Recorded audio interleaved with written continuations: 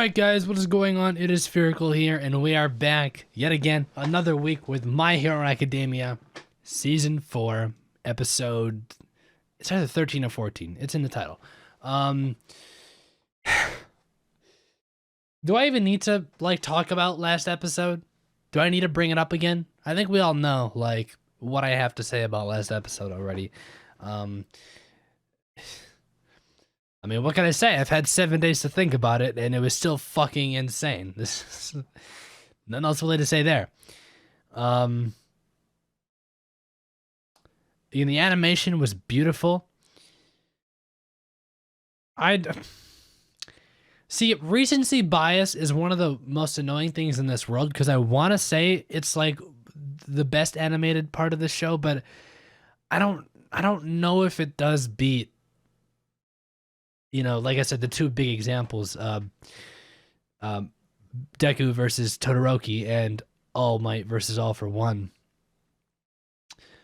Like, if I'm talking again, I don't know if it beats those two. It might. It looks so good. What I will say though is some of the stills from this episode were like my favorite. I guess no.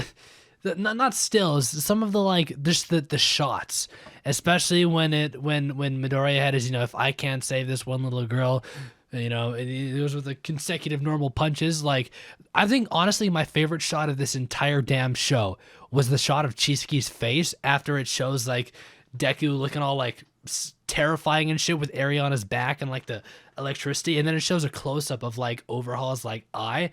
That shit looks so good. The reflection of the electricity you see on Chisuke's eye as Midoriya is punching down, there was three or four shots in a row there that look phenomenal. But that one of just Chisuke's face close up, it looks so damn cool. But again, amazing episode. I'm worried about Night Eye.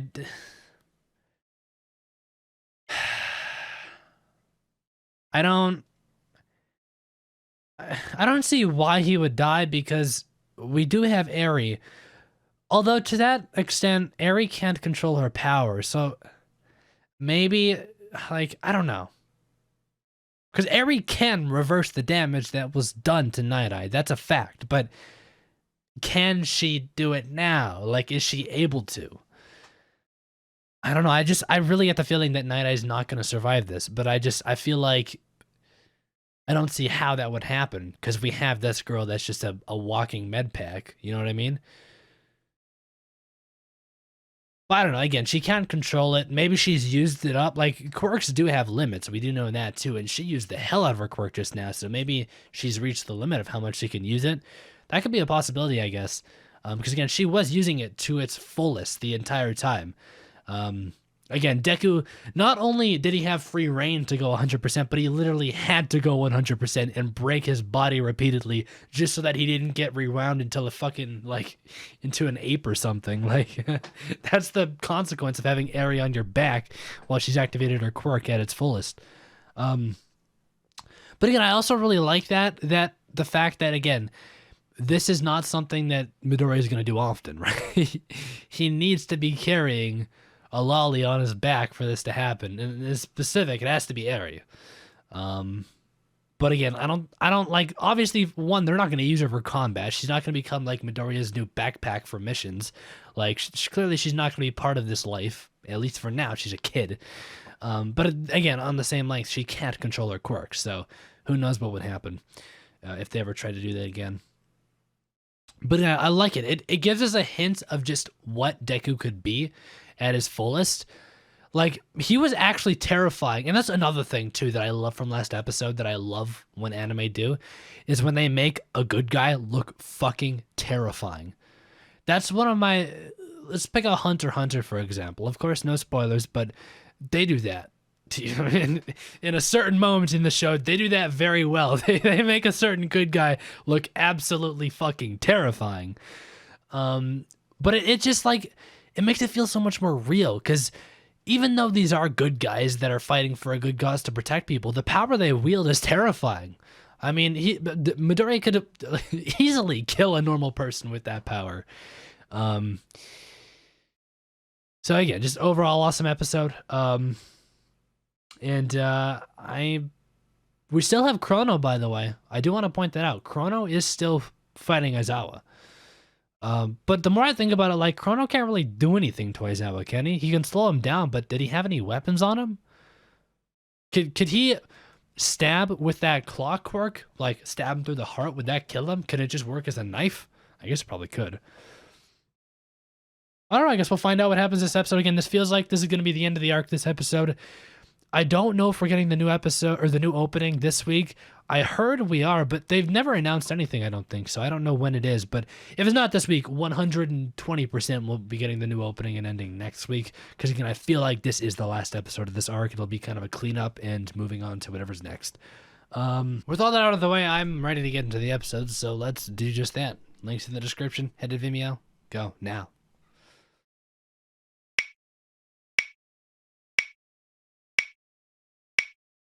Well, it seems we have finally come to the conclusion of the overhaul arc.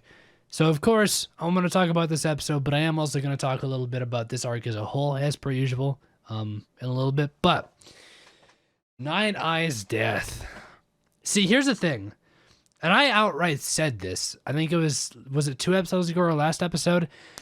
I specifically said, I feel like Night Eye's death is something like, it's gonna happen afterwards, like not in the moment. It's just gonna be like I felt like I was gonna be disappointed in the way his death was handled if he just died like afterwards, like, you know, just, you know what I mean, like not dying in the moment.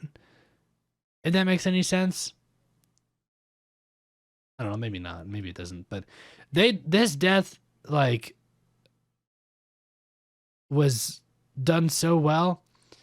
His whole character, like, living, you know, in regret his entire life for looking into All Might's future. And then finally, in his last moments, you know, he can, you know, he knows that he hasn't sentenced All Might to death, right? There's a way to change that future. Again, his theory was that it was all the energy of the people there that made that happen. I'm not sure if we should take that as fact or if that's just kind of his theory. Again, my kind of theory that I was going to actually bring up this episode, but I forgot to in the pre-episode discussion, but like Eri is clearly an unknown factor, like changing, like she doesn't really change time. She changes time for a single person, but I was wondering if maybe she like tampered with whatever Night Eye saw. Like, you know, I don't know if he could take into account rewinding time when he sees into the future, but like, I don't know.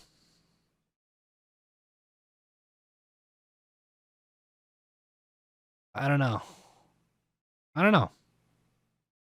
I do like the idea, though, that it's everybody that was able to change this, because Night Eye, his entire life, has spent, you know, he spent his entire life by himself trying to fix this vision he had. You know, he didn't tell very many people about it, if anybody at all, and he kept everything bottled up. But now we're seeing at the end, again, it might take more than just that. It might take a group of people who have the same mind, the same willpower to change that future. You know what I mean? Not that anybody else, like, it showed scenes of like Kirishima and Fat Gum and Tamaki, like they didn't know about what Night Eye saw in the future with Midoriya and him dying, but they still fought to prevent that, whether knowingly or not, right? So although it would be really, really cheesy, I would actually really, really like it. And it would make Night Eye's character just so much more tragic in a way that he spent his entire life trying to change this future, but doing it the whole, you know, the wrong way, trying to do it by himself. Again, it definitely would be very cheesy. The power of friendship and working together can change the future. You know, it's a very anime thing, but I think it would, like, if that is the case, you know, if that's really what it takes, then it's just really cool. But again, I feel like that's more of just like a symbolic thing. I don't know if that's literally, like, if that's literally what you have to do. I think it's just a matter of, you know, just what happened was so unfathomable and just so unexpected that Midoriya would have defeated Overhaul that, like, it just wouldn't be factored in. I'd also wondered if maybe, like, when when Night Eye looks into the future, if it's kind of like, Doctor, I was about to say Doctor Stone, Doctor Strange, how he can see like every possible outcome for an event. I'm wondering if maybe like Night Eye's future he sees isn't necessarily the only outcome, but just the most likely one based off of the circumstances. Because I think the most likely outcome, as we all would probably think that in this arc, was that Overhaul would kill both Shizuki and Midoriya and get away with Eri. Like, he was just that strong. So maybe that's kind of how his future seeing works, is it takes the most likely outcome given the circumstances. I don't know. There's a lot of possibilities that it could be. But man, I love that he also looked far ahead in Mirio's future too. I love that. I really, really love that. And that's something that I really hope that we never know what he saw. It's one of those things that I hope we never ever see. In the same way, I know it's a different scenario, but in the same ways that I really like that they didn't show Mirio fighting Overhaul without his quirk, that slideshow part. I really hope we never ever get to see that, and I really hope we never ever get to see what Night Eye just saw, because I feel like those moments are just, they make both of their characters so much more interesting. Again, I love the idea that, again, I go back to this, I've been going back to this a lot the past couple weeks, but the idea that those last 5 minutes Mirio had fighting against Overhaul, like those are 5 minutes that only he and Eri, I guess, will ever know what exactly went down. It's just so unspeakable. And again, we're seeing it here again with Night Eye seeing into Mirio's future. Like, it's just something that I hope that he gets to have to himself at his last moments. And I mean, obviously we'll find out what happens in Mirio's future, but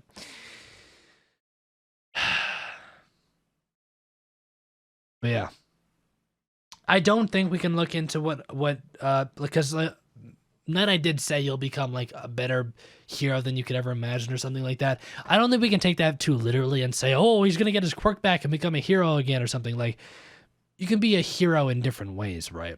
So I think that's more what it was talking about. Again, Mirio himself, though, like, he's lost everything. Like, first of all, he lost his quirk, which I already thought, like, okay, he's lost everything. But now he's also lost Night Eye. Now he's literally lost everything. I mean, not really. He still has his family. Hopefully he still has a family. I know we saw flashbacks of his father. Hopefully he's still around.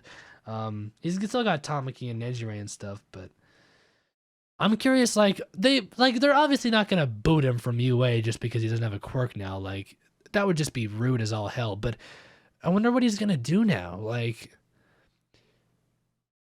I get that he can still fight without his quirk, but like, I don't think I wouldn't feel comfortable as a hero allowing Mirio to work alongside me, knowing that he doesn't have a quirk. Like, I get that he's still strong, but I don't think that they would let him. You know what I mean? Just for his own sake. He's already done enough. So I'm curious to see what he's going to do. Maybe he will. I mean, maybe he'll become part of the, you know what? I would like to see him become part of the police force. I think that'd be pretty cool. He could work without a quirk. Again, he's still very good at hand-to-hand combat. He's very smart in combat. I think he can still make a good career out of, working with heroes, maybe not as a hero. So I think a police officer might be a good route for him. I don't know. Again, that's one thing I talked about it a couple weeks ago, but I like that we had that option for people who want to protect others, but necessarily don't have a strong quirk, or maybe they don't have a quirk at all. You can become a police officer, and they still matter in this world. But goddamn, Chisaki needed better protection. When they were transporting his body, they had one hero protecting that man. Just imagine what would have happened if the League of Villains were like, yeah, let's take him back as one of our own. That would have been fucking terrible. The heroes are goddamn lucky that they're not friends. Because that was bad.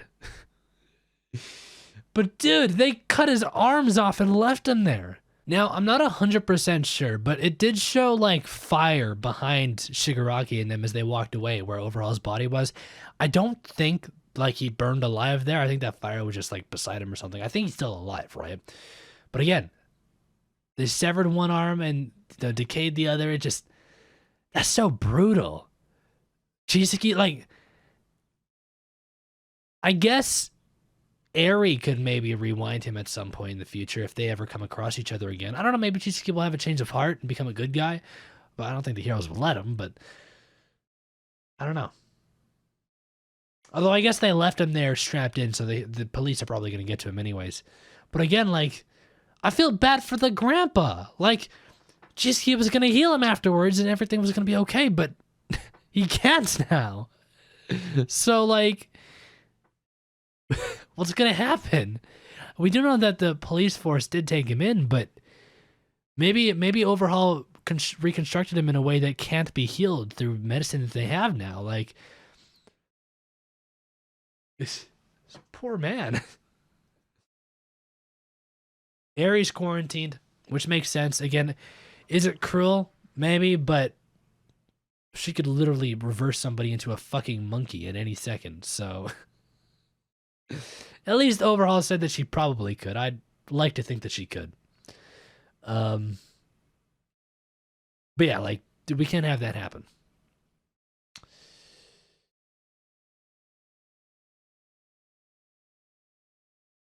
Man.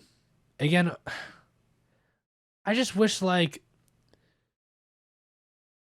I mean, I guess, again, the more I think about it, Eri was strapped to Midoriya's back, and Midoriya's probably, like, in a lot of pain when Eri was sapping him, so he couldn't really done anything, but, like, is there really no way they could have just thrown Eri out off of him and just tossed her to Night Eye really quickly? Like, was that not a possibility? I don't know, again, she was strapped in pretty tight, and, like, I guess also, nobody could grab her because she would have reversed them as well.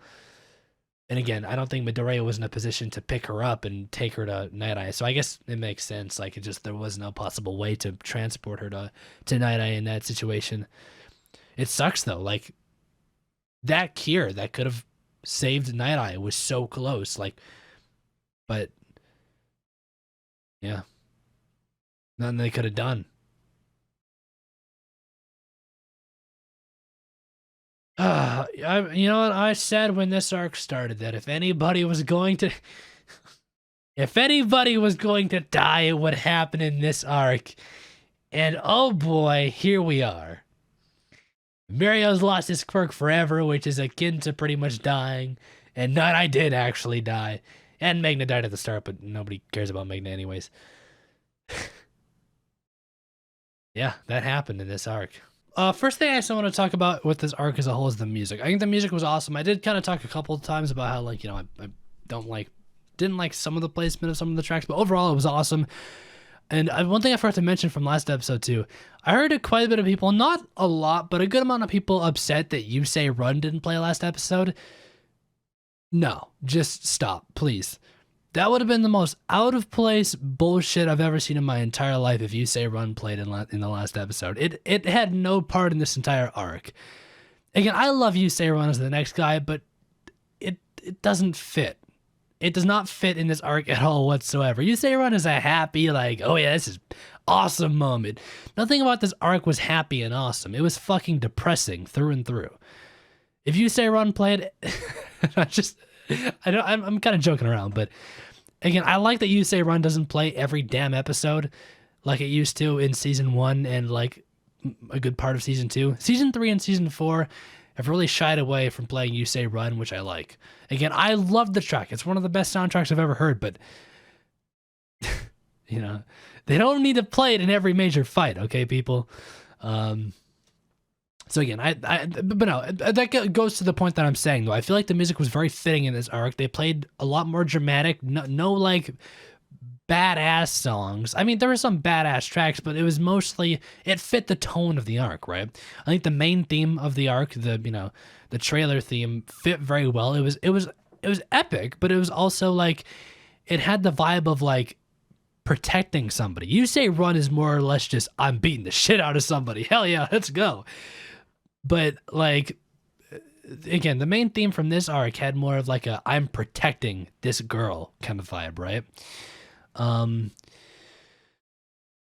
Again, the choice of tracks in Mirio's episode was phenomenal. Again, I think my favorite soundtrack, like singular track from this entire show, is a tie between the new theme, which hasn't been released yet from the season, I know they released like the shortened version in the movie, but it's like I want the full version, which will come with the season 4 OST as well. But my other favorite that I think is tied for that with that one is I don't know what it's called in Japanese, but it's like the All Might versus All for One track, where like it first played when Midoriya was fighting Muscular, and then it also played when Mirio started his fight with Overhaul after like he hid from the bullets. I love that track. Ever since I first heard it, with again with Midoriya fighting against Muscular, that was my favorite track. Like, and again, I've said that so many times. Again, I think the main theme from this season does rival that. I love it so much. Again, I think it's just so fitting for this arc and so fitting for this show. Let's talk about what category should we go to next? Let's talk about the plot of the whole arc, because again, that's the bread and butter. That's what matters at the end of the day. Again, I think this is the most divisive part, because again, it was very different. One thing, and again, everything that I'm about to say that I loved about this plot, you could make an argument for why you maybe didn't like it.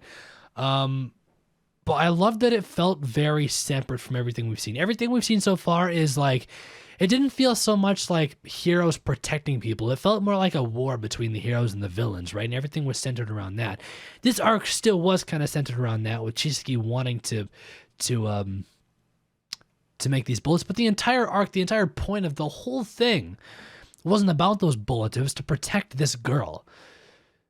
And it's just one girl, right? But like everybody grouped together to protect her. It felt so heroic, right? And I love that part of it. Again, it makes it so much more meaningful to me. Every fight, every moment, every sacrifice that was made in this arc felt a lot more meaningful than just like, oh yeah, Shigaraki wants to capture the UA students again. Whoop-de-doo. Again, I'm not slamming on the previous arcs of the show. I've loved pretty much every arc of the show. But it just, this arc felt a lot more like on a personal level, just meaningful. Again, I think it's the common theme of like, and I talked about this with One Piece actually a couple of days ago, but I feel like arcs are a lot more meaningful when they center around something minor, like a personal struggle or something, than like saving the entire world. You know what I mean? Like, let's take the war arc in Naruto Shippuden, right? The world was in danger, but nothing felt personal, right? The world is such a grand scale that you can't really put that on a like a personal level, you know what I mean? Whereas if we have an arc where it's just protecting this one girl, it feels so much more personal, right? And again, I don't want to shy away from the fact that this arc still was very relevant in, the control of at least Japan for the heroes and the villains, right? These quirk erasing bullets are no joke. But those, like, they were a primary focus of the arc, but they weren't the driving factor of this arc, you know what I mean? I mean, from the villain's point of view it was, but not from the hero's point of view. So I really like that. Again, I do acknowledge that is something that you either like or dislike. I guess it's not really a good thing or a bad thing. It's just you like it or you dislike it. The overall, let's talk about like the how linear this arc was. Was it predictable? Was it not predictable? There were definitely some plot twists, that's for sure. With what Aries' quirk is, with Chisaki and him being able to like absorb people. Like, there were a couple good plot twists. I feel like this arc was at least the fight at the end was a lot more technical than what we've seen before. It involved seeing into the future and knowing we're going to lose. Mirio had to fight just to protect Eri, and then Midoriya came in, and then we realized that we have to beat Overhaul pretty much in one shot before we can regenerate. But then Overhaul, absorbed a person. Like, there were so many more stages to this arc as a whole, and the fight at the end than I think we're used to in this show. I really like that aspect of it. Even if it's the plot twist, I do think the arc as a whole was pretty predictable. Like, obviously we couldn't predict what Aries' quirk or something like that was. There were maybe hints, but that's about it. But just overall, like, the overall story was pretty predictable. I feel like Mirio losing his quirk was definitely something that you could foresee pretty easily. I think that Night Eye's death again, as you saw with me, I knew that shit was gonna happen right when I saw him get stabbed. Like you can't just recover from a wound like that. So that was pretty predictable. Um, I guess only after the fact. I guess leading up to it, there was no really hints leading to Night Eye of all people dying. But I don't know. He did have some death flags, but like Deku being the one to come in and fight Overhaul at the end. Like the arc was overall at the end of the day somewhat predictable, but it's a shonen. I feel like pretty much everything from the show has been pretty predictable, just really fun. Um, I shouldn't say that actually. There've been some unpredictable moments. Like again, you guys know I 100% did not at all. I thought the one thing that was not going to happen was All Might beating All For One when they fought. I kept saying either All For One was going to win or they were going to tie and maybe, fight again, but that's not what happened. Well, I mean, I guess they did kind of draw because All Might's useless now and All For One is also still alive but useless, so I guess it was kind of a draw, but it was, it was a win. I don't know. The more I think about it, I guess it wasn't really a win because now also, the Hero Society is in shambles without their number one hero, so I guess it kind of was a draw. But art and animation in this arc, again, I've talked about that more than enough. I definitely think it was a little bit lower than seasons 2 and 3. It did have its high moments, of course, but just as a consistency factor, there were some episodes where there was some disappointment amongst the community, and that's gonna happen. Not everything can be perfect, so what else can we talk about with this arc? I do wish Chisaki was a bit more of a relatable character. Like I feel at the end of the day that I still just like I don't feel like I can relate to his cause, right? And that's the mark of a good villain is you can relate to what they want. But Chisaki just felt like a power hungry asshole. I mean, he was an asshole. He abused Eri. He just wanted to make money and to rule over everybody by giving this serum and the quirk erasing drug. Like, I don't know. I was a little bit let down there. I wish there was more to Chisaki's character than what we saw. But there might still be. It seems like, again, he might feel bad about, not being able to heal his father. It's not really his father, but he sees him as a father. And maybe we'll see more of him in the future. But I'm curious to see how Eri progresses as a main character, by the way, too. With her quarantine and stuff, like, I gotta think there's gonna be a point where she can finally walk out in the open and be amongst people like normal, but I don't know. It's gonna take a lot of training, right? Opening and ending. Again, the opening was good. Definitely not my favorite, but it was still really, really good. The ending was also really, really good. I am excited. Again, I'm 99% sure next week we should be getting a new opening and ending. Again, the opening Kanaboom, which means it's going to be good, hopefully. I mean, to be fair, the Seven Deadly Sins did have a pretty good backing for its latest opening, and I can't say I enjoyed that one very much, so I guess anything could happen. But yeah, I mean, we're again on the second half of this arc. This arc is, this season is 25 episodes, by the way. I thought it was 24, but it is 25. So at this point, what episode was this? Episode 14? Yeah, episode 14. So there's like, 11, 12 episodes left. So only about 3 months left before we're done with this show for probably about another year. So I'm looking forward to what we see next. And yeah, I think I'm gonna leave it off here. So as always, if you guys want early access and or the full-length version of these reactions, you can click that link down in the description. It'll take you to patreon.com/sphericalfilms, and you can check that out there. But with all that out of the way, I do thank you guys for watching, and I'll talk to you guys all 1 week from today with episode number 15 of Season 4 of My Hero Academia. Until then, peace out.